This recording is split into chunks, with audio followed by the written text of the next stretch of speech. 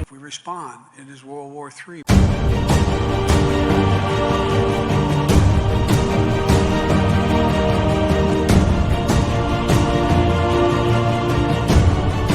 Muy bien, mis hermanos, bienvenidos a esta continuación del estudio del libro de Daniel y de Apocalipsis. En esta ocasión vamos a continuar con el estudio del libro de Daniel, específicamente el capítulo 2. Obviamente este estudio es la secuencia inmediata de el estudio anterior en que estuvimos viendo o analizando el símbolo de los pies en parte de hierro y en parte de barro cocido. Y estuvimos analizando ese aspecto de la profecía del capítulo 2 del libro de Daniel. Muy bien, entonces vamos a continuar con el siguiente y último, digamos, símbolo que nos falta entender, interpretar de la visión de este capítulo, que es la roca. Entonces, vamos a, primeramente, antes de comenzar, como siempre lo hacemos, vamos a pedir primeramente la dirección de nuestro Dios para que pueda dirigir nuestras mentes y podamos nosotros comprender el mensaje de esta importantísima profecía. Vamos a colocarnos de rodillas.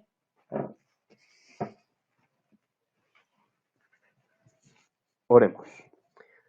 Padre nuestro que estás en los cielos, santificado y glorificado sea su santo y bendito nombre. Señor, en esta hora estamos suplicando primeramente por el perdón de nuestros pecados, nuestras faltas, que usted nos pueda llenar con su Santo Espíritu, podamos ser henchidos, podamos encontrar, Señor, armonía, y nuestras mentes puedan ser guiadas, puedan ser dirigidas hacia las santas verdades que están contenidas en las Escrituras. Te pedimos que nos pueda dirigir para que podamos entender esta visión dada a este rey y que ya estamos en el último símbolo, Señor, que vamos a interpretar.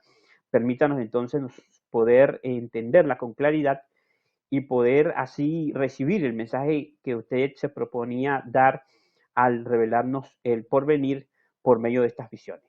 Todas estas cosas humildemente las estamos pidiendo, no por mérito propio, sino en los méritos de Cristo Jesús, nuestro Salvador, en su nombre. Amén.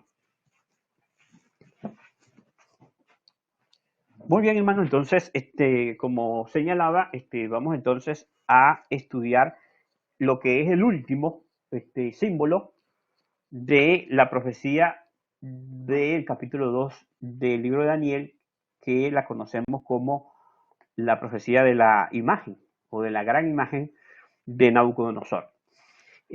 Habíamos mencionado entonces, quiero hacerlo solo a manera de recuento rápido, que esta profecía entonces que vio Nabucodonosor, nos dice la escritura que era una imagen, una estatua enorme, terrible, que vio Nabucodonosor. Estaba compuesta por diferentes metales, la cabeza era de oro, los pechos y los brazos eran de plata, el vientre y los muslos eran de bronce y las piernas eran de hierro. Finalmente los pies de la imagen eran en parte de hierro y en parte de barro cocido de alfarero. Dice la visión que mientras estaba mirando Nabucodonosor, ahorita vamos a leer precisamente la parte del símbolo que nos corresponde, la encontramos, vamos a leer primeramente en el capítulo 2 del libro de Daniel, vamos a leer primeramente la parte del sueño, que fue el primer relato que nos menciona Daniel, lo encontramos en el versículo 34, dice así: estabas mirando hasta que una piedra fue cortada, no con mano, e hirió a la imagen en sus pies de hierro y de barro cocido y los desmenuzó. Entonces fueron desmenuzados también el hierro, el barro cocido, el bronce, la plata y el oro, y fueron como tamos de las eras del verano, y se los llevó el viento sin que de ellos quedara rastro alguno. Mas la piedra que hirió a la imagen fue hecha un gran monte que llenó toda la tierra. Entonces aquí se nos presenta la secuencia final del relato de este sueño. Pero es interesante ver, noten que aquí se nos dice que mientras Nabucodonosor estaba mirando esa visión, vio una piedra, dice allí esta versión, que fue cortada y se hace la mención o se especifica que fue cortada pero no con mano, es decir, no con mano humana, es decir, no por intervención humana. O sea que la roca de la cual se está mencionando aquí es un acto no humano, es decir, fuera de este mundo. Es decir, por lo que entendemos la escritura, fue un acto o va a ser un acto celestial y va a ser un acto divino. Es decir, no está involucrada la intervención humana de ningún tipo. Esto es importante entenderlo porque es un énfasis que se hace aquí.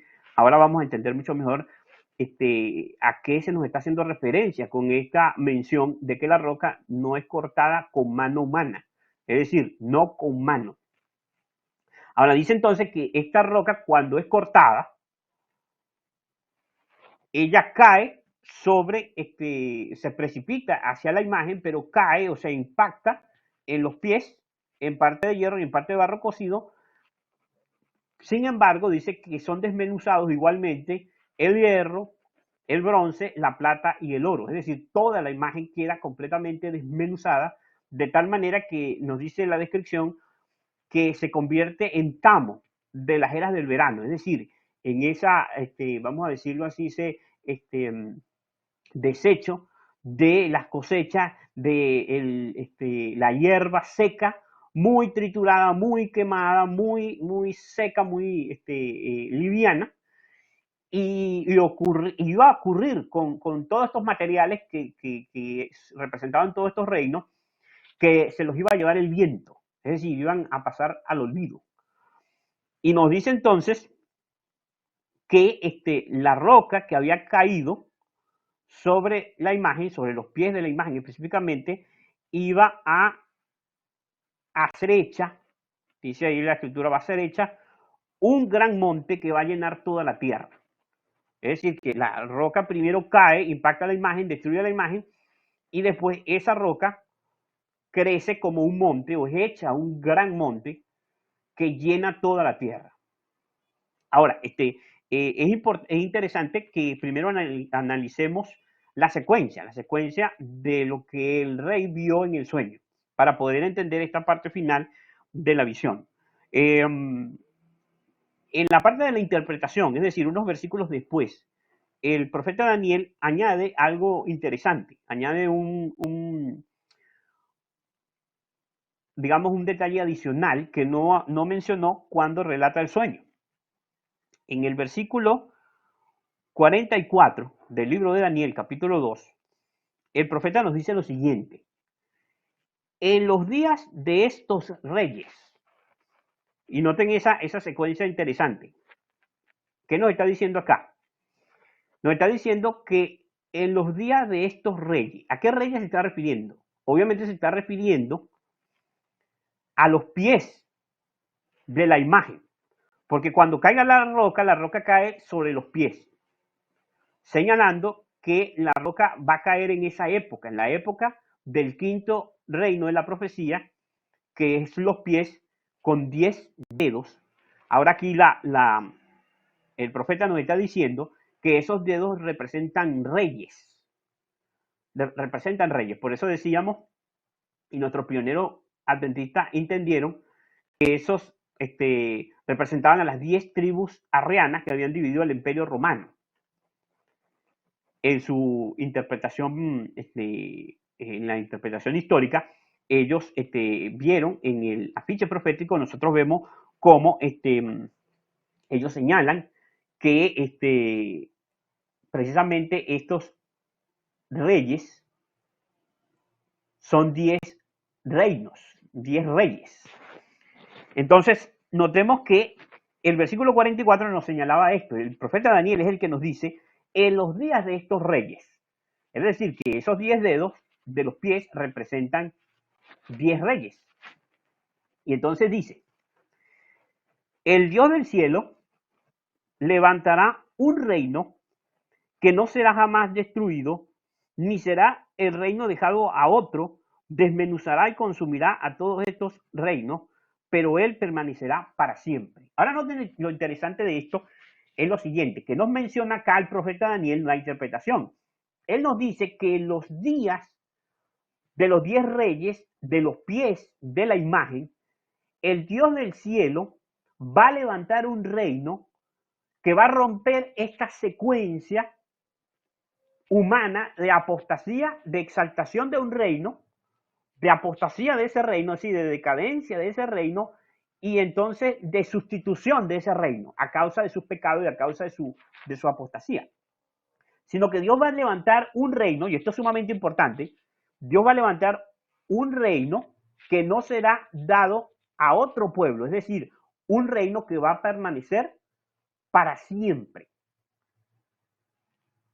Es decir, un reino eterno, un reino eterno. Cuando nosotros revisamos y podemos ver el afiche profético de 1843, nosotros vamos a notar que precisamente esto es lo que se mencionaba.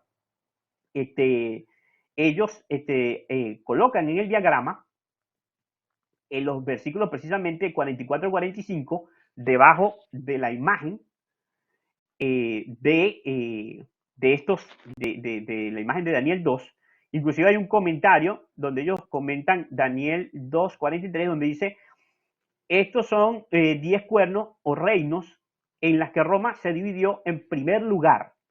Ahora están mezclados con la simiente humana y no se pegarán el uno con el otro. Está en el afiche 1943, Daniel 2:43. Inmediatamente entonces ellos colocan en el diagrama los versículos 44 y 45.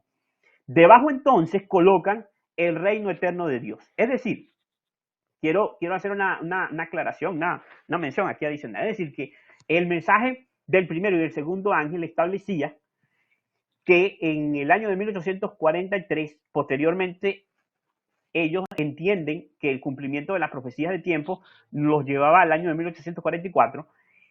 En el año 1843 y 44, entonces ellos entendieron que sería establecido el reino de Dios.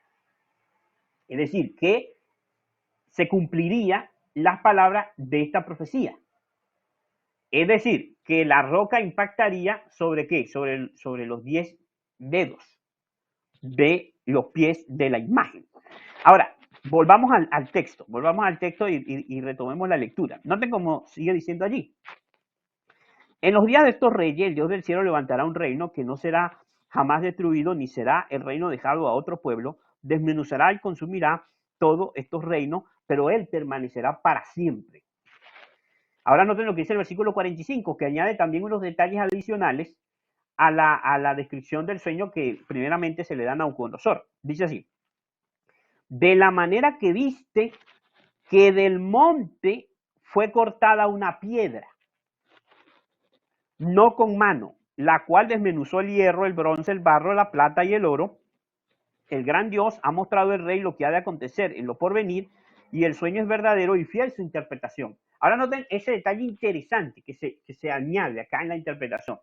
Aquí nos dice el profeta Daniel que la roca que va a impactar sobre los pies de la imagen fue cortada no con mano, pero añade el hecho de que la roca fue cortada de un monte. La roca, entonces, noten, la roca está en un monte, la roca es cortada, da a entender que entonces la roca se precipita hacia el monte, es decir, se precipita desde el monte, hasta la imagen e impacta sobre los pies, destruyendo toda la imagen. Y una vez que la destruye, la roca entonces es hecha un gran monte que llena toda la tierra.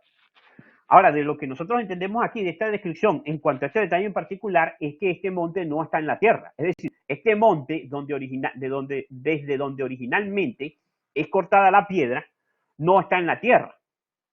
Porque cuando la roca cae sobre la tierra, es que la roca o la piedra se convierte en un gran monte, o es hecha un gran monte que llena toda la tierra.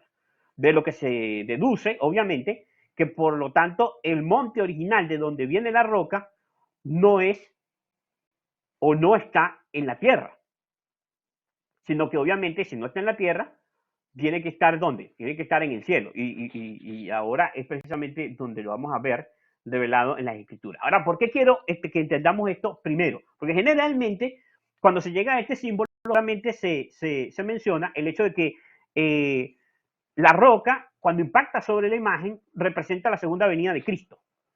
Y eso es correcto, porque esos fueron los que creyeron nuestros primeros, los primeros adventistas, los pioneros adventistas, los que predicaron el mensaje del primero y el segundo ángel, y es lo que claramente se deduce de el estudio de las profecías de Daniel y del libro de Apocalipsis. Pero lo que quiero mencionar es que el impacto de la piedra sobre los pies no solamente es lo que menciona la profecía del capítulo 2, sino que hay toda una descripción de lo relacionado con la piedra que generalmente no se analiza. Y que esos detalles no están allí por casualidad o como dirían hoy en día, de relleno, sino que cada detalle ahí de la profecía es para interpretarlo porque trae una enseñanza muy importante para nosotros. Ahora bien, cuando nosotros tratamos entonces de entender esto de la roca, necesitamos hacer un pequeño recuento para ubicarnos, para poder tener una visión más amplia de qué representa la roca y qué representan todos estos símbolos que se nos dan. Es decir, la roca, el monte del cual es cortada la roca, el hecho de que dice que la roca no fue cortada con mano humana, el momento en que impacta la roca y el momento en que la roca es convertida en un gran monte que llena toda la tierra. Ahora bien, ¿qué es lo que estamos entonces queriendo mencionar acá? Cuando volvemos entonces a la interpretación de la estatua de la imagen de Daniel 2, nosotros vemos que la cabeza de oro representaba el imperio de Babilonia o de Mesopotamia, como se le conoce en la historia. Después entonces vendría el levantamiento del reino de los medos y los persas, representado por la plata. Después entonces se levantaría el imperio greco-macedónico, representado por el bronce, hasta la llegada y el levantamiento del imperio romano, representado por las piernas de hierro. Posteriormente, entonces, bajo la decadencia del imperio romano, el imperio romano continuaría, pero de una forma dividida y con la unión, como habíamos analizado, del barro que representaba la iglesia cristiana. Ahora, todos estos reinos anteriores, siempre hubo unión entre la iglesia y el Estado, pero era la iglesia pagana la que estaba en relación con el Estado pagano, o sea, con estos reinos paganos. Babilonia, Medo-Persia, Grecia y Roma siempre estuvieron mezclados con sus religiones paganas. Pero lo que nos dice la profecía es que al final, es decir, bajo el símbolo o el quinto símbolo de los pies, en parte de hierro y en parte de barro, era cuando Roma se mezclaría con el cristianismo, que está en esta visión representado con el barro, como lo estudiamos en el capítulo anterior o en el estudio anterior. El barro representa a la iglesia, por lo tanto, la mezcla entre el barro y el hierro representa la unión entre los asuntos de la iglesia y el Estado.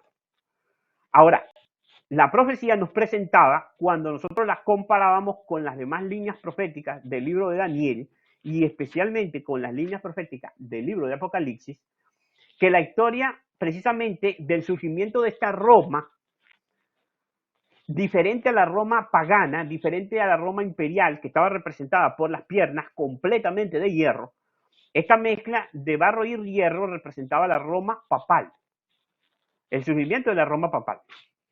Y que nosotros entendíamos por lo que nos mencionaba la profecía y lo corrobora la historia, de que así como el papado surgió de la división del Imperio Romano, de estas 10 tribus bárbaras que aparcelaron el territorio del Imperio Romano, específicamente el Imperio Romano Occidental, cuando entonces surge el papado para constituirse como el poder dominante o que trataba de mantener la fusión, la unión de este imperio, como se conoció en la historia, el Sacro Imperio Romano.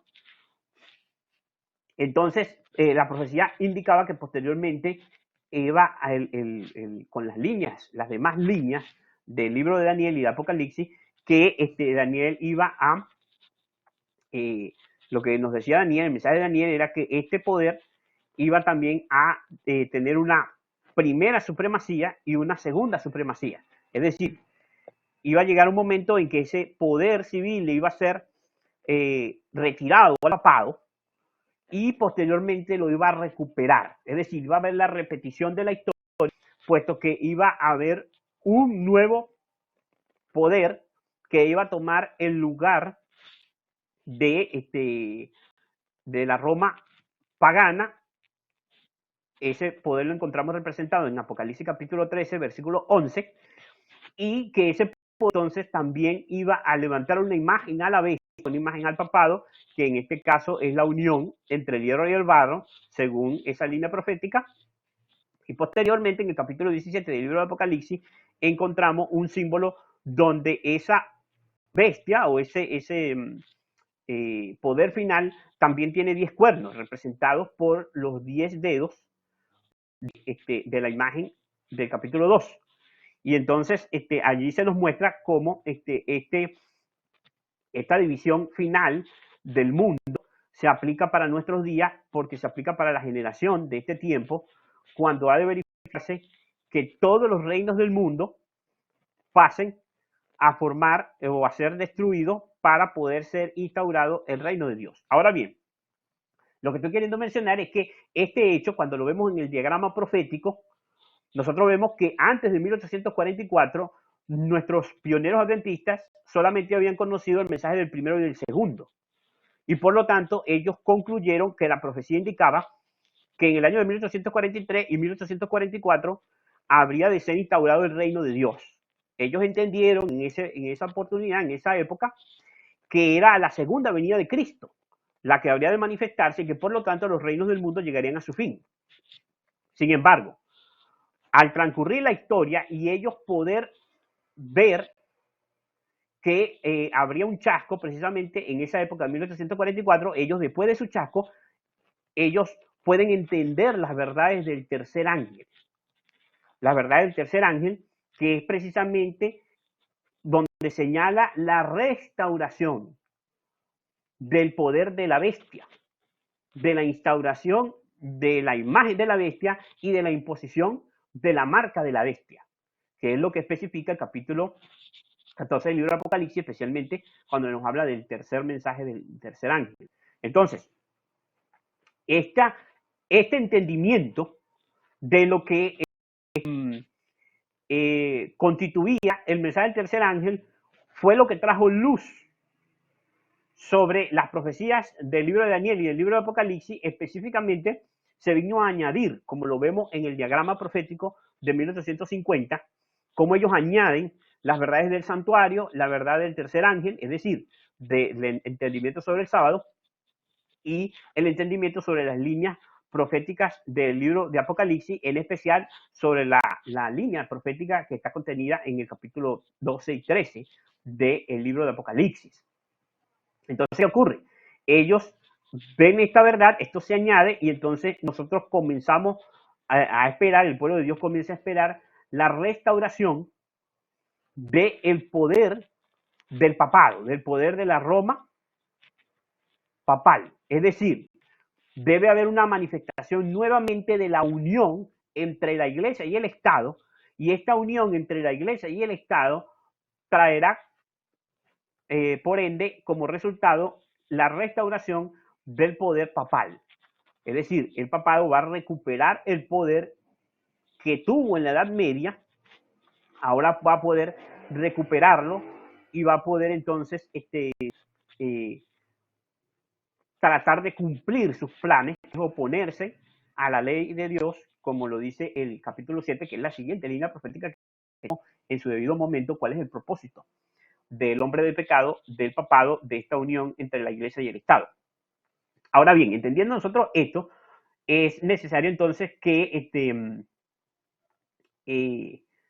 podamos nosotros analizar en lo siguiente. Ahora, cuando nosotros tomamos el afiche de 1843 y obviamente tomamos le damos un vistazo general, o sea, un vistazo global al libro de Daniel, nosotros vamos a dar cuenta que las líneas proféticas que encontramos en el libro de Daniel son paralelas, es decir, se superponen una sobre la otra, es decir, van una al lado de la otra. Y todo esto se colocan, o sea, se ven desde este panorama. Nosotros podemos ver que, así como en el capítulo 2 de la imagen está el orden de Babilonia, Medo-Persia, Grecia y Roma pagana, y posteriormente la división de la Roma en 10 reinos, esa misma secuencia la encontramos en el capítulo 7. Encontramos Babilonia, Medo-Persia, representada por el oso, el leopardo representa Grecia, después aparece en escena una bestia espantosa y terrible en gran manera, que tiene 10 cuernos, que representa a, primeramente, Roma pagana, después aparece un cuerno pequeño, que representa a los pies, en parte de barro y en parte de hierro mezclado. Ahí está el cuerno pequeño, en el capítulo 7 del libro de Daniel, esa línea profética es la siguiente que vamos a estudiar, pero vemos la secuencia se repite, es decir, hay un orden que es el mismo que está presente en el capítulo 2 del libro de Daniel.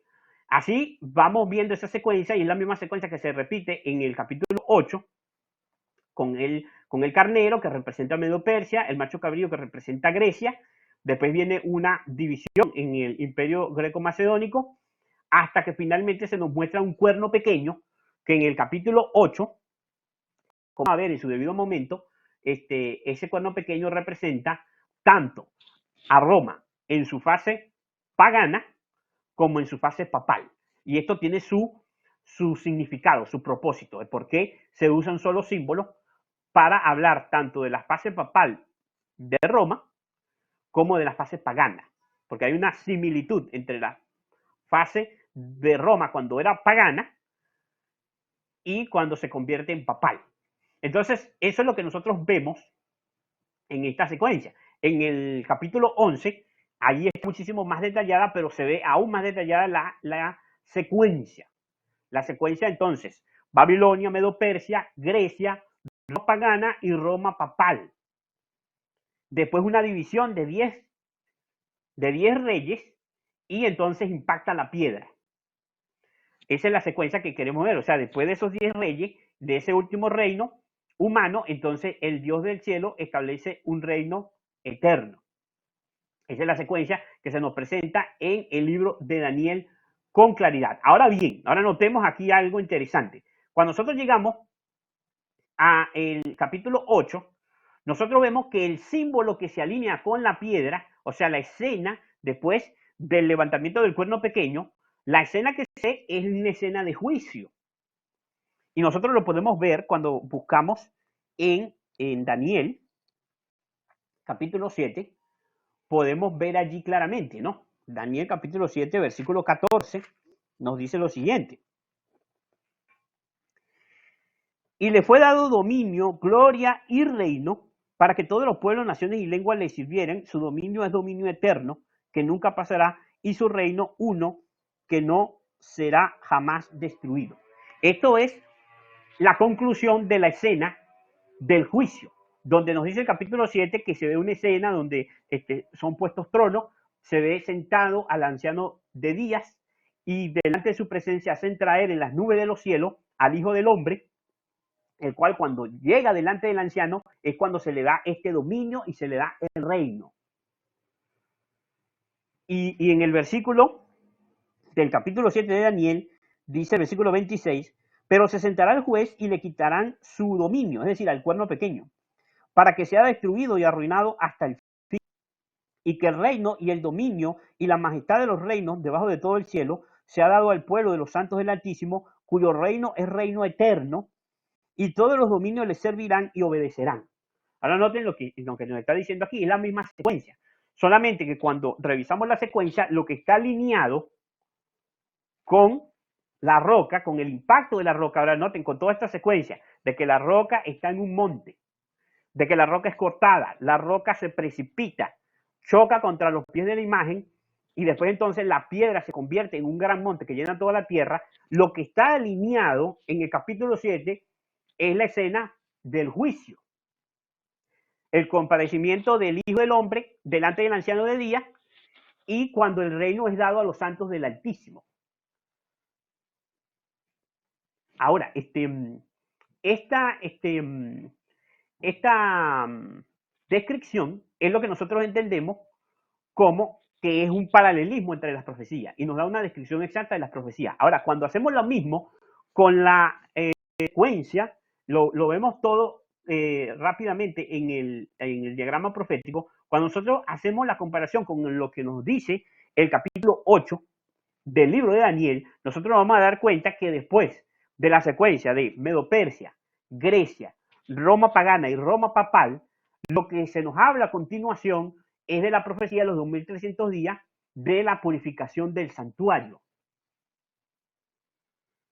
Entonces, lo que estoy queriendo que ustedes noten, hermanos, con esto es que cuáles son los temas que se alinean en estas grandes líneas proféticas. En el capítulo 11 vamos a ver la misma secuencia.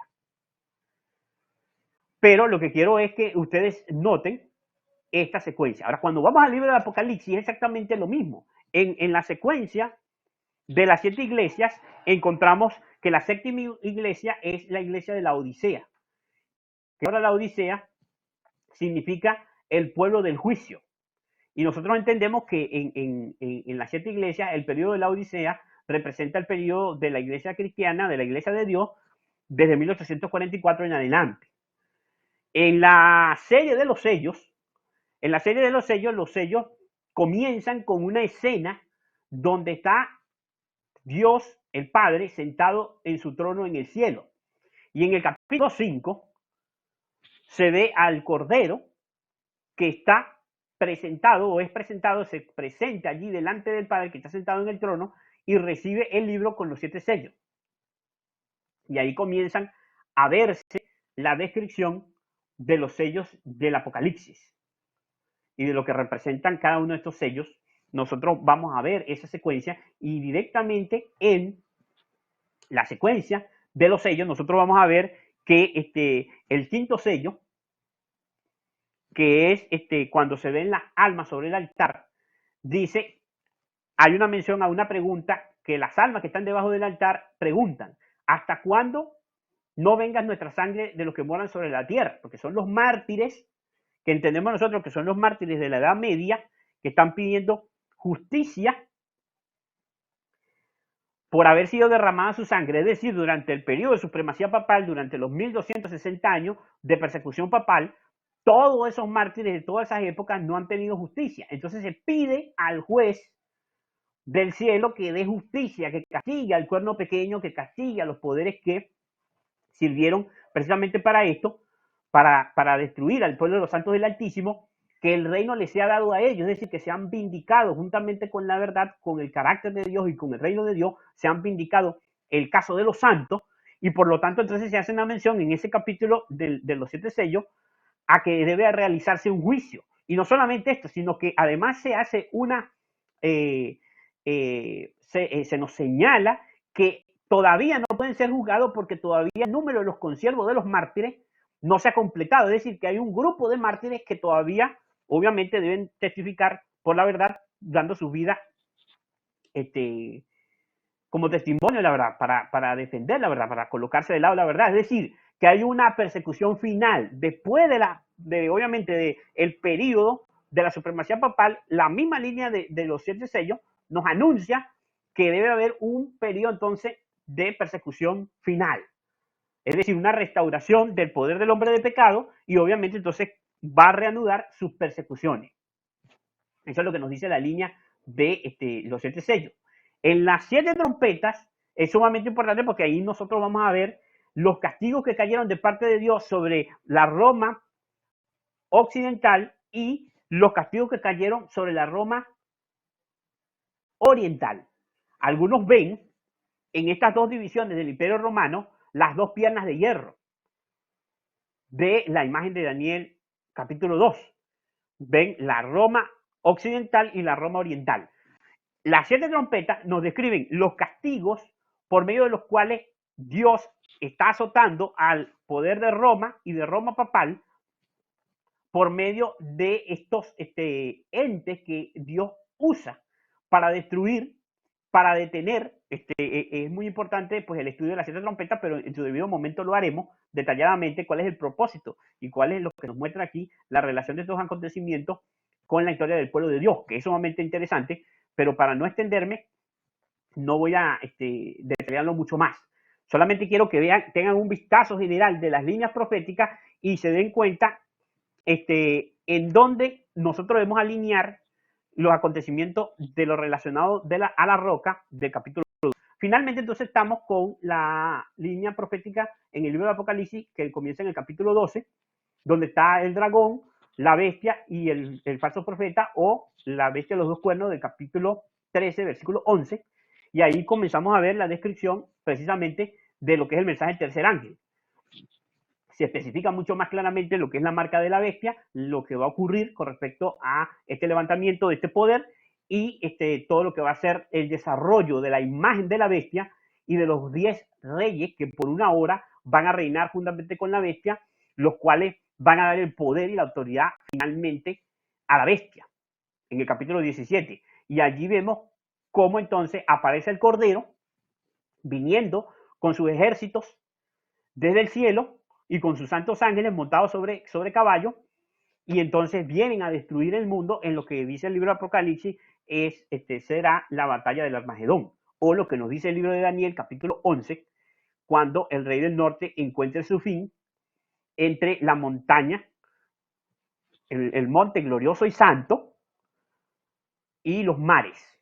Es decir, el rey del norte va a encontrar su fin entre la montaña gloriosa y santa y los mares, dice allí, en ese territorio, en ese valle, que es el valle de Megiddo, como se le conoce, o el valle que quedaba frente al Monte Carmelo, donde generalmente se realizaban las batallas en la geografía del Antiguo Testamento del pueblo de Israel. Allí dice que el rey del norte va a conseguir su fin. Ahora, lo que estoy queriendo ver es que veamos un vistazo general de todas las líneas proféticas para poder entender. Ahora, muy bien, volvamos entonces a la descripción de lo que nos decía Daniel. Daniel entonces nos decía en el capítulo 2 que esta roca era de un monte. Leemos allí, nuevamente como lo habíamos hecho, de la manera que viste, versículo 45 del capítulo 2, de la manera que viste que del monte fue cortada una piedra no con mano. Ahora noten entonces qué representa eso. La piedra fue cortada de un monte no con mano.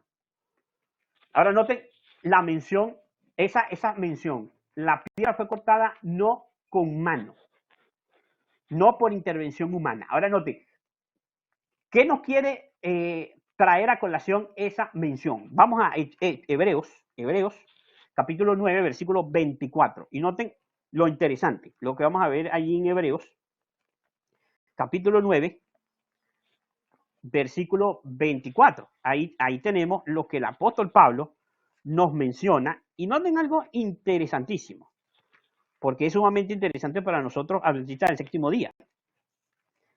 El capítulo 9, versículo 24, dice: porque no entró Cristo en el santuario hecho de manos, figura del verdadero, sino en el cielo mismo, para presentarse ahora por nosotros ante Dios.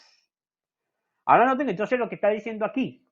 La mención no con mano está alineada directamente con la declaración de Hebreos 9:24, hablando acerca del santuario celestial, donde se especifica que el santuario celestial no es hecho de mano, es decir, no se levantó con mano humana. El santuario celestial no es hecho de mano, al igual que la piedra que fue cortada no con mano. Es decir, esa frase, no con mano, está alineada, es decir, está unida a Hebreos 9:24, a la frase no hecho de mano, refiriéndose al santuario celestial. Ahora noten lo interesante. Aquí nos está diciendo entonces que la roca estaba en el monte y fue cortada no con mano. Es decir, es el lugar donde Cristo está como nuestro sumo sacerdote. La mención de que la roca está en un monte es la mención de que Cristo, que es la roca, ¿está dónde? Está en el santuario celestial. ¿En el momento de qué? En el momento en que los 10 reyes, representados por los pies, en parte de hierro y en parte de barro cocido, llegan a su poder, o sea, llegan a su hegemonía, intentan imponer su poder mundial. Entonces, en los días de estos reyes, como dice la profecía, el Dios del cielo instaurará un reino. Pero ese reino es ¿qué? Que la roca está en el monte, y noten que el monte del cual se nos habla aquí es ¿qué cosa entonces? Si nosotros nos vamos, vamos a Primera de Pedro capítulo 2, versículos 3 al 8, y lo vemos claramente para poder verlo con claridad. Noten lo que dice. Haciendo un pequeño recuento, o sea, retomando. ¿La roca representa qué? La roca representa a Cristo. Nos dice el apóstol Pedro, noten como nos dice el apóstol Pedro, Primera de Pedro, capítulo 2, versículos 3 al 8, dice: si es que habéis gustado la benignidad del Señor, acercándonos a Él, piedra viva, desechada ciertamente por los hombres, mas para Dios escogida y preciosa. Ahora noten lo que dice allí. El apóstol Pedro nos dice que Cristo es la piedra viva desechada por los hombres. Esa piedra, ¿dónde fue cortada? Del monte. ¿De cuál monte? Del monte de Sión. Hebreos 12, vamos a Hebreos. Ahorita vamos a volver otra vez a leer este texto de Primera de Pedro, los versículos siguientes, pero vamos a Hebreos, en este momento vamos a Hebreos, capítulo 12. Noten como dice allí, ¿de dónde es cortada la roca del capítulo 2? Noten como dice, Hebreos, capítulo 12, y versículos 22 al 24, dice: sino que os habéis acercado al monte de Sión, a la ciudad del Dios vivo, Jerusalén la celestial, a la compañía de muchos millares de ángeles, a la congregación de los primogénitos que están inscritos en los cielos, a Dios, el juez de todo, a los espíritus de los justos hechos perfectos. Y dice el versículo 24, dice así: a Jesús, el mediador del nuevo pacto, y a la sangre rociada que habla mejor que la de Abel. Entonces noten lo que nos está diciendo aquí. Aquí nos está diciendo que nuestro sumo sacerdote, Cristo Jesús, entró en el santuario no hecho de manos humanas, para presentarse nosotros delante del juez de toda la tierra, es decir, del anciano de día del capítulo 7 del libro de Daniel. Él se presenta en las nubes de los cielos, es llevado en las nubes de los cielos, según nos dice el libro de Daniel, nuestro sumo sacerdote Cristo Jesús, a los lugares, se presenta al lugar santísimo del santuario celestial, como lo dice el libro de Hebreo. Esto ocurre solamente cuando él inicia la purificación del santuario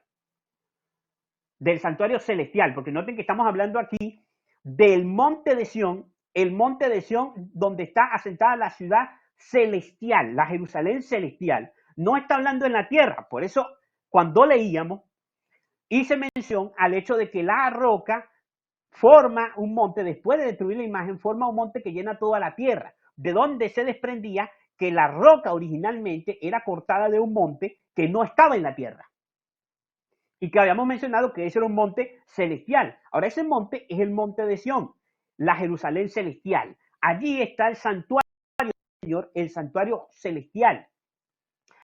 Allí en ese santuario está presente Cristo, nuestro gran sumo sacerdote, delante del Padre que está en su trono.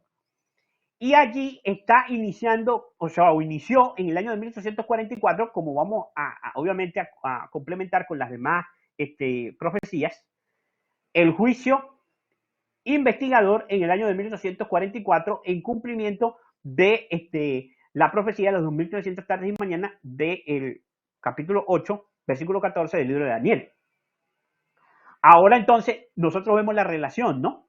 Vemos la relación que existe aquí. Entonces, ¿qué es lo que nos está queriendo aquí decir? Por lo menos, si buscamos, lo comparamos estos textos con Salmos 76.2, Salmo 76.2 nos dice algo que es también sumamente interesante. Y lo que quiero es que vayamos viendo, hermano, el escenario. Tratarnos de imaginarnos el escenario a partir de lo que nos dice la profecía de Daniel, capítulo 2. Salmo 76, corrijo, versículo 2. Noten cómo dice, en Salem está tu tabernáculo, es decir, en Jerusalén está su tabernáculo, el tabernáculo de Dios, y su habitación en Sión. Es decir, el santuario quedaba en Jerusalén y la ciudad de Jerusalén quedaba en el monte de Sión. Así, cuando se nos hace referencia a que Cristo está en el santuario celestial, se nos está haciendo referencia por relación a que está en el monte de Sión celestial, que es lo que nos dice el apóstol Pedro. También lo encontramos en Salmo 24, versículo 3, dice de la siguiente manera. Salmo 24, versículo 3, dice así. ¿Quién subirá al monte de Jehová y quién estará en su lugar santo? Noten, Jehová mora en un monte. Y cuando está hablando aquí el salmista, nos está diciendo al monte de Dios celestial. Por eso él hace la pregunta, ¿quién podrá ir ante la presencia de Dios, ante la presencia de Jehová, a su monte santo? No está hablando del monte santo terrenal, que era solamente una figura del verdadero monte, que es el monte celestial, el monte de Sión celestial, donde está sentada la ciudad de Jerusalén celestial y donde está el santuario de Dios no hecho con manos humanas. Donde, vamos a buscarlo, Apocalipsis 14.1 dice lo siguiente. Apocalipsis, noten cómo dice, 14.1. Esto es interesante, porque aquí vamos a ver la imagen completa de lo que representa lo que ve Daniel en el capítulo 2 del libro de Daniel, cuando dice que la roca, originalmente la roca está en el monte. Llega un momento entonces cuando es cortada y es cuando se precipita. Pero noten la secuencia, la roca está en el monte, la roca es cortada del monte, la roca se precipita sobre los pies, destruye la imagen y entonces la roca se constituye en un monte que llena toda la tierra. Esa es la secuencia. Ahora, ¿qué nos dice Apocalipsis 14.1? Miré después y he aquí el Cordero estaba en pie sobre el monte de Sión. Apocalipsis 14.1. Ahí está la roca, que es Cristo, y está ¿qué cosa? Y está el monte de Sión. Cristo está en el monte de Sión.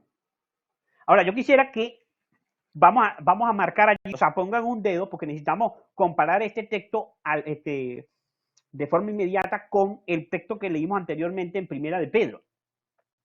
Noten, vamos a poner allí como quien dice, vamos a poner un dedo aquí, porque vamos a estar continuamente comparándolo.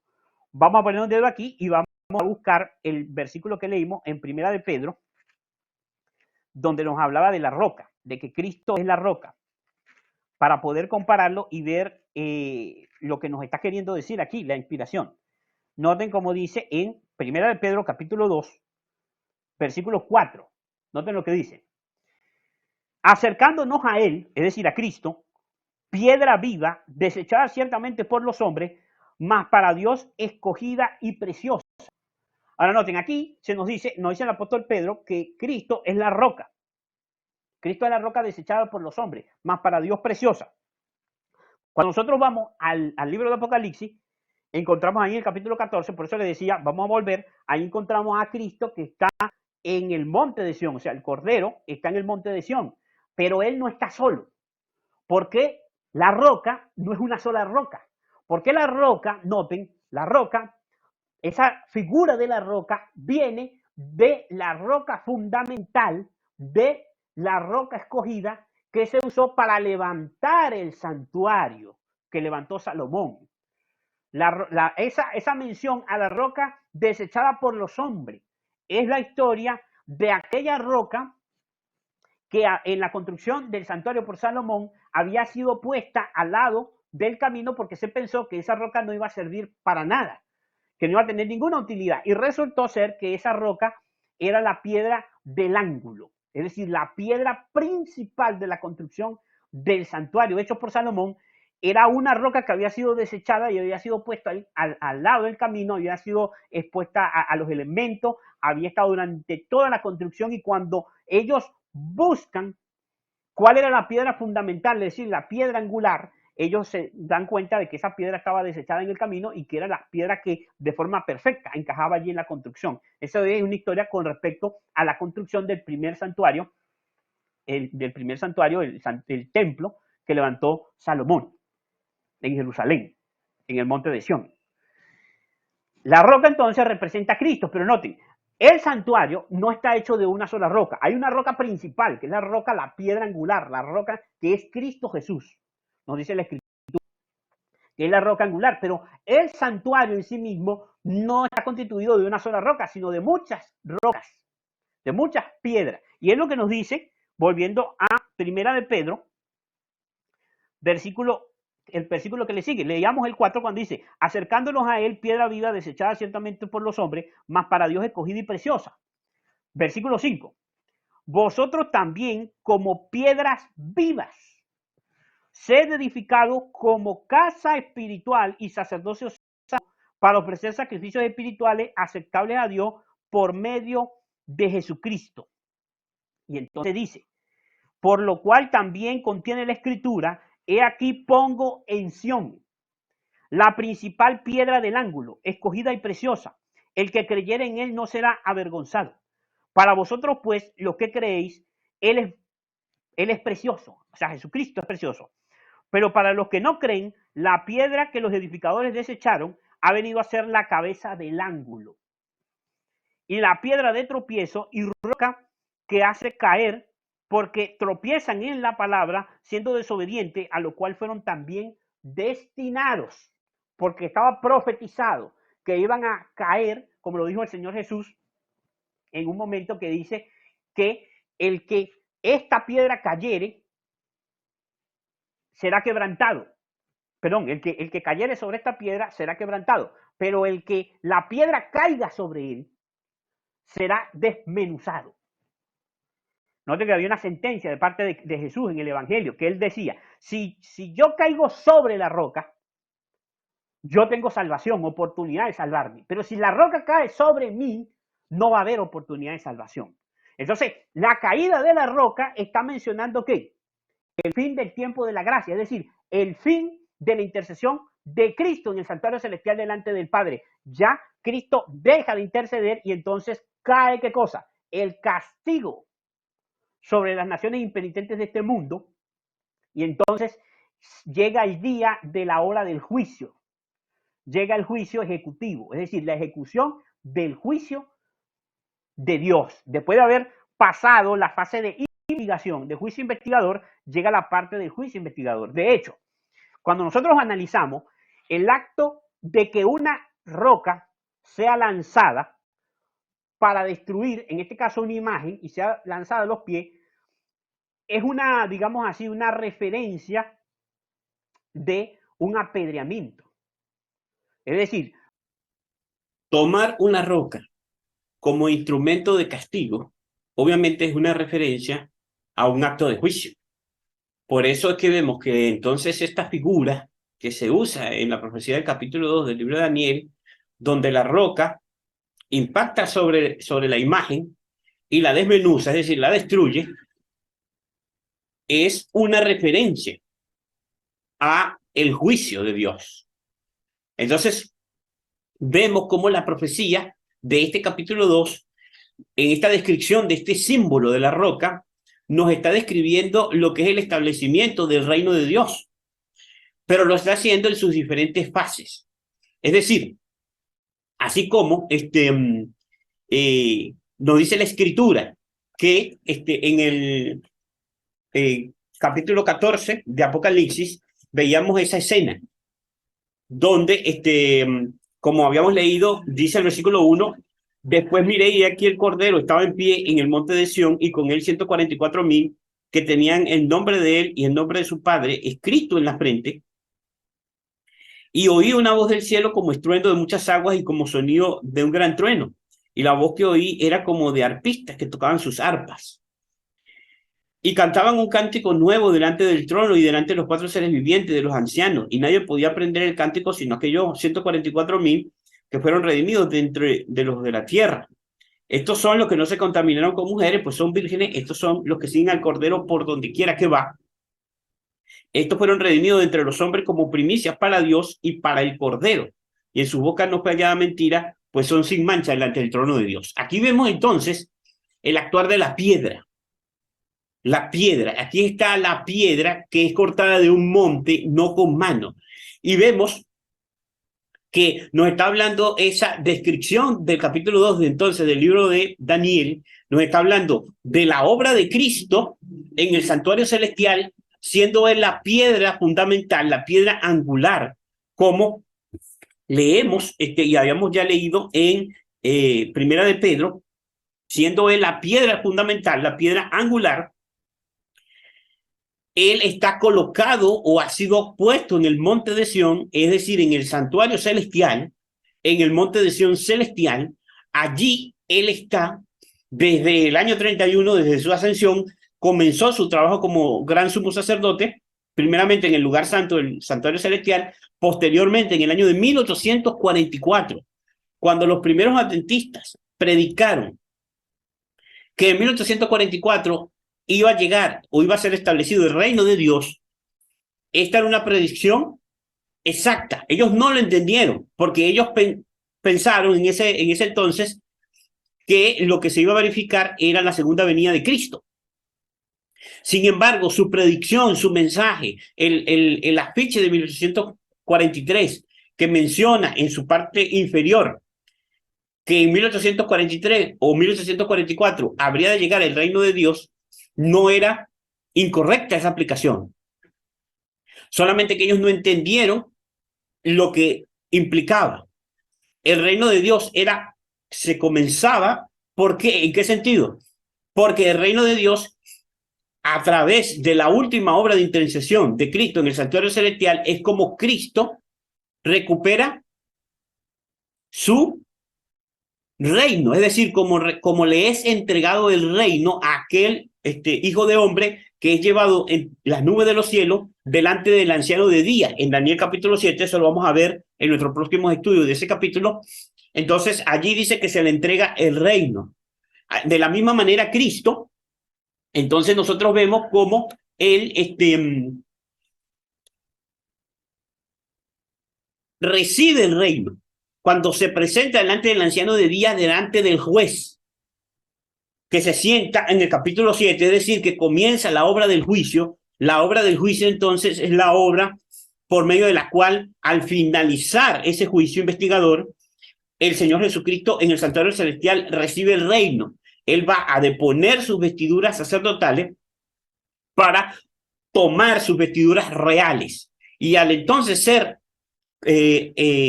entronizado como rey, es decir, ser investido con la autoridad de rey de reyes y señor de señores, entonces vendrá a ejecutar el juicio sobre las naciones de este mundo y sobre los poderes humanos y venir a dar la recompensa a aquellos de sus siervos fieles que le hayan esperado y se hayan constituido como los siervos de su reino. Entonces, eso es lo que la expresión el reino de Dios a la cual se emplea en la Biblia significa tanto el reino de la gracia como el reino de la gloria. El reino de la gracia es presentado a Pablo en, obviamente, la epístola de los Hebreos. Después de haber hablado de Cristo como intercesor que puede compadecerse de nuestra flaqueza, porque fue tentado en todo según nuestra semejanza, pero sin pecado, el apóstol dice: lleguémonos pues confiadamente ante el trono de la gracia para alcanzar misericordia y hallar gracia. Hebreos 4:16. El trono de gracia representa el reino de la gracia, pues la existencia de un trono implica la existencia de un reino. En muchas de sus parábolas, el Señor Jesús habló precisamente de esto y usó la expresión el reino de los cielos para designar la gracia divina trabajando en los corazones. Asimismo, el trono de la gloria representa ¿qué cosa? El reino de la gloria. Y ese reino se refiere al Salvador cuando dijo, el Hijo del Hombre, cuando el Hijo del Hombre venga en su gloria y todos sus santos ángeles con él, entonces se sentarán en el trono de su gloria y serán reunidas ante él toda la gente. Mateo 25, 31 y 32. Este reino está aún por venir y no quedará establecido hasta su segundo advenimiento. Pero ¿qué ocurre? Para que él pueda, entonces, el Señor Jesús pueda venir a reclamar ese reino, él necesita haber hecho ¿qué? Necesita haber recibido el dominio, la gloria y el reino que nos describe en el capítulo 7, en la escena precisamente donde está el anciano de día y el Hijo del Hombre, que es Cristo Jesús, que llega a la nube de los cielos. Así queda preparada la novia, que es la ciudad celestial, la ciudad de Jerusalén celestial, engalanada para su esposo. Pero la boda no se realiza sino hasta después de terminadas las fases del juicio. Después de recibir el reino, el Señor Jesús vendrá en gloria como Rey de Reyes y Señor de Señores para redimir a los suyos y se sentarán con Cristo. Después de haber sido redimido en la segunda venida, haber ascendido al cielo con Jesús, serán recibidos y se sentarán con Abraham, con Isaac y con Jacob, los redimidos.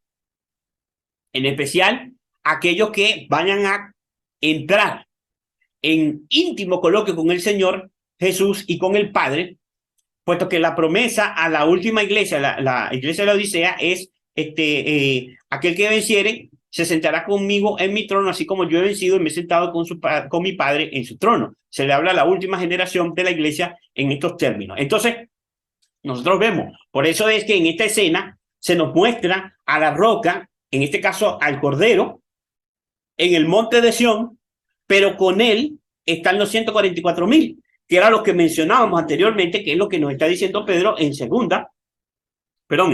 la primera carta, pero en el capítulo número segundo, el capítulo número 2, dice, acercándonos a él, piedra viva, desechada ciertamente por los hombres, mas para Dios escogida y preciosa, vosotros también, como piedras vivas, se edificado como casa espiritual y sacerdocio santo, para ofrecer sacrificios espirituales aceptables por Dios por medio de Jesucristo. Por lo cual también contiene la escritura, he aquí pongo en Sión la principal piedra del ángulo, escogida y preciosa, el que creyere en él no será avergonzado. Para vosotros, pues, los que creéis, él es precioso, pero para los que no creen, la piedra que los edificadores desecharon ha venido a ser la cabeza del ángulo, piedra de tropiezo y roca para hacer caer, porque tropiezan en la palabra, siendo desobedientes a los que fueron también destinados. Como habíamos mencionado entonces, esto es un párrafo análogo, está describiendo lo mismo. Cristo, la principal piedra del ángulo, está junto con las demás piedras que constituyen el templo espiritual. Hablando espiritualmente, ese templo es la iglesia de Dios a través de todas las edades. ¿Y qué ocurre? Es en el juicio investigador que se determina quiénes son los que son parte de ese templo espiritual, es decir, de cuáles son las rocas genuinas, las rocas que no son heno, ni paja, ni hojarasca, que el juicio, el fuego, va a destruir, sino que solamente van a quedar las piedras genuinas, auténticas. Eso se decide en el juicio, durante las escenas del juicio investigador, y finalmente entonces vemos cómo al terminar el juicio investigador, Cristo es revestido como rey, y entonces él viene a establecer su reino que está siendo establecido, es decir, él está recibiendo su reino, el reino de gloria, desde el año de 1844 por medio de la ejecución del juicio investigador. Cuando termine este juicio investigador, entonces él ha recibido el reino, ha sido investido como Rey de Reyes y Señor de Señores, y por lo tanto termina su intercesión en el santuario celestial, termina la gracia, y entonces cae la roca, porque la roca, aquel sobre el cual la roca cayere, se da desmenuzado, es decir, no hay salvación para él. Y por lo tanto, entonces Jesús termina su intercesión en el santuario celestial, caen las plagas del capítulo 16 del libro de Apocalipsis, y Jesús finalmente viene, aparece en la nube de los cielos, en la séptima plaga, con una nube, acompañado de ¿qué? De millares y millones de millones de seres celestiales, de sus ángeles.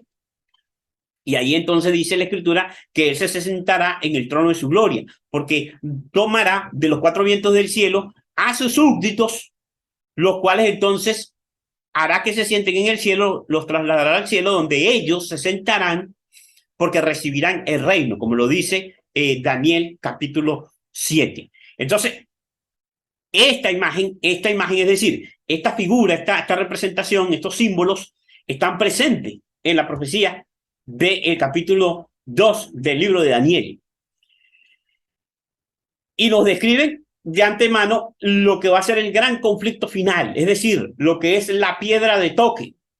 Cristo es la piedra de toque, la justicia de Cristo, el mensaje de Cristo como nuestro gran sumo sacerdote, como nuestra justificación, como nuestra santificación, como el medio por el cual el pueblo de Dios puede nuevamente acceder al trono de Dios, acercarse al trono del Altísimo, al trono de Jehová, al trono del Padre.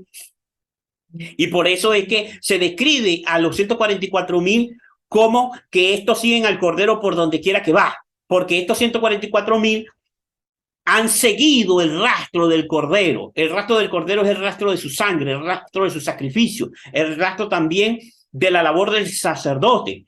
Cuando el Cordero era llevado al santuario, era sacrificado en el altar, pero la sangre del Cordero era introducida por el sacerdote al santuario. De esta misma manera, Cristo, nuestro gran sumo sacerdote, entró a los cielos, a aquel verdadero tabernáculo que levantó el Señor y no el hombre, porque no fue hecho por mano humana, como lo dice el Daniel capítulo 2 acerca de la roca, que no es cortada por mano humana, es decir, que el juicio de Dios no tiene intervención divina, sino que Cristo, que es uno con el Padre y uno con la humanidad, es el único que puede ejecutar el juicio, es decir, juzgar a la humanidad, y por lo tanto entonces cuando termine ese juicio en el santuario celestial, él entonces recibirá el reino y establecerá un reino que no será jamás destruido y entregará ese reino a los santos del Altísimo, aquellos que lo han seguido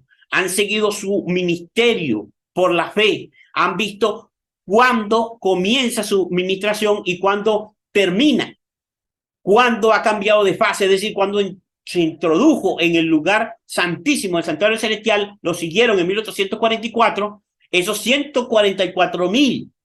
En el año 1844, aquellos que recibieron la verdad del santuario, lo cual los llevó también a la comprensión del mensaje del tercer ángel, recibieron las verdades de la ley de Dios y del sábado, y recibieron en el año de 1848 el sello de Dios. Esa generación que predicó en 1843 y 1844 que el reino de Dios estaba llegando, así como Cristo cuando predicó el reino de los cielos se ha acercado, estaba refiriéndose al reino de gracia. Ahora los adventistas del séptimo día en el año de 1843 y 1844 predicaron acerca del reino de gloria. Y ellos sabían que estaba llegando y no se equivocaron, en sus predicciones no fueron erradas, sino todo lo contrario, estaban en conformidad con la profecía de Daniel capítulo 2. Y entonces ellos están solamente esperando el momento en que termine de ser determinado el número de los redimidos y de los santos del Señor, aquellos que han de recibir el reino. Y cuando Cristo termine esta obra, entonces será investido como tal, como Rey de Reyes y Señor de Señores, y vendrá a deponer los reinos de este mundo, a destruir aquellos que se apartaron de la verdad de Dios, aquellas iglesias corruptas que se han unido a los poderes humanos, y finalmente entonces veremos a aquellos 144,000, que es hermoso la descripción que se hace en el libro de Apocalipsis, porque es sumamente significativa que estos 144,000 tienen el nombre de Cristo y de su Padre, es decir, de Dios y del Cordero. Dice allí, escrito en su frente, y que ellos son apartados para Dios como redimidos de entre los hombres, como primicia para Dios y para el Cordero. Tienen una comprensión clara de la personalidad del Padre y de la personalidad del Hijo, y se han apartado de todos los errores y concepciones de este tiempo de mezcla entre el paganismo y el cristianismo. Es decir, de las doctrinas paganas que se han introducido al cristianismo, ellos han sido purificados, esos 144,000. Por eso van a ser la roca, van a ser parte de la roca, porque van a ser parte de la evidencia contundente, la realización del cumplimiento del mensaje de la justificación por la fe, de esa piedra de lo que Cristo está logrando y ha logrado en el santuario celestial, esos 144,000 sobre la tierra van a ser una evidencia de la eficacia de la sangre de Cristo y por lo tanto traerán a su final el fin de los reinos de este mundo porque la tierra está íntimamente mezclada o ligada con el cielo. Es decir, el pueblo de Dios sobre la tierra está íntimamente unido a Cristo y a la obra que Cristo está realizando, y así es como vamos a ver que este mundo finalmente será destruido por la intervención poderosa de nuestro gran sumo sacerdote Cristo Jesús, que es la roca de los siglos. Muy bien, mis hermanos, hemos llegado al fin de este estudio. Que el Señor les bendiga, que podamos seguir estudiando acerca de estos importantes temas y únanse a nosotros en los siguientes estudios cuando comenzaremos con el capítulo número 8 del libro de Daniel. Así que la invitación es para nuestro siguiente estudio. Que el Señor les bendiga. Vamos a terminar, como es nuestra costumbre, con una oración. Padre nuestro que estás en los cielos, santificado y glorificado sea tu santo y bendito nombre. Señor, te damos la honra y la gloria porque tú nos has permitido ver estas grandes verdades por medio de estas profecías que fue revelada a este rey e interpretada por tu profeta, por Daniel. Gracias, Señor, por entender estos símbolos, por entender la grandeza en lo que tú comunicaste en esa época, el porvenir del mundo, y cómo por medio de la profecía vemos una clara descripción de los acontecimientos que están delante de nosotros. Permítenos, Señor, humildemente acercarnos a Cristo, la roca de los siglos, la roca de la eternidad, la roca angular, que es la principal piedra del ángulo de la casa espiritual que se ha ido construyendo a través de los siglos. Permítenos ser parte, ser también rocas, así como los 144,000, estar firmemente unidos a Cristo, firmemente sostenidos por Él, y también recibir el mensaje de la justificación por la fe, es decir, caer sobre Cristo, caer sobre la roca para ser quebrantado, para poder ser restaurado, para poder ser perdonado, para recibir tu justicia. De manera que nosotros también nos constituyamos este pueblo final de adventismo del séptimo día. Nosotros podemos constituirnos también como parte de la obra de esa piedra de toque al final del mundo, cuando las verdades del mensaje del tercer ángel sean la piedra fundamental que ha de traer también el juicio a su fin y el juicio sobre las naciones al rechazar la verdad del mensaje del tercer ángel. Tu pueblo pueda estar firme y pueda estar ser resguardado del zarandeo final. Que seamos parte de esa roca y no parte del tamo que pasará como eras del verano, que será completamente destruido y desmenuzado. Ayúdanos, Señor, a estar firmes hasta el final. Perdone nuestros pecados y ponga su santo y bendito nombre sobre nuestras frentes, el nombre de su Padre y el nombre del Cordero, que esté ondeando en nuestras frentes para la honra y gloria de nuestro Padre y Dios Jehová. Todas estas cosas las pedimos en el nombre glorioso de Cristo Jesús. Amén.